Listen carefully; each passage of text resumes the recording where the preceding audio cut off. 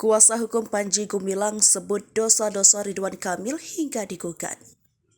Setelah batal menggugat Mahfud MD, Panji Gumilang justru menyasar Ridwan Kamil, Gubernur Jawa Barat, karena dianggap sudah merugikan Al-Zaitun. Pengacara Panji Gumilang mengungkapkan dosa-dosa Ridwan Kamil sehingga pimpinan Al-Zaitun memutuskan untuk menggugat Kang Emil sapaannya. Menurut Hendra Effendi, kuasa hukum Panji Gumilang, Ridwan Kamil memframing terhadap citra Ponpes Al-Zaitun. Persoalan dimulai saat dia mengundang Panji Gumilang ke gedung sate dan membuat pernyataan yang merugikan. Ia menyontohkan Ridwan Kamil sudah membentuk tim investigasi dan disambut oleh kliennya Panji Gumilang, padahal itu terkait pendapat dan perlu kajian mendalam. Karena terkait dengan pendapat, dia menilai persoalan ini seharusnya dikaji dan dianalisis secara mendalam.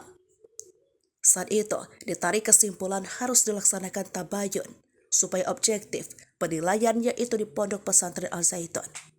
Dari ketua tim sudah menyimpulkan itu yang akan dilaksanakan. Sementara Ridwan Kamil mengatakan siap menghadapi gugatan tersebut sebab itu sudah bagian dari proses hukum di negara ini. Kepala Kesbang Pol Pemprov Jabar, Lip Hidayat menyampaikan pihaknya siap menghadapi gugatan yang dilayangkan Panji Gumilang tersebut. Kami siap menghadapi gugatan itu dan yang kita tunggu substansi materinya. Apa yang digugat itu? Katanya pada Sabtu 22 Juli 2023.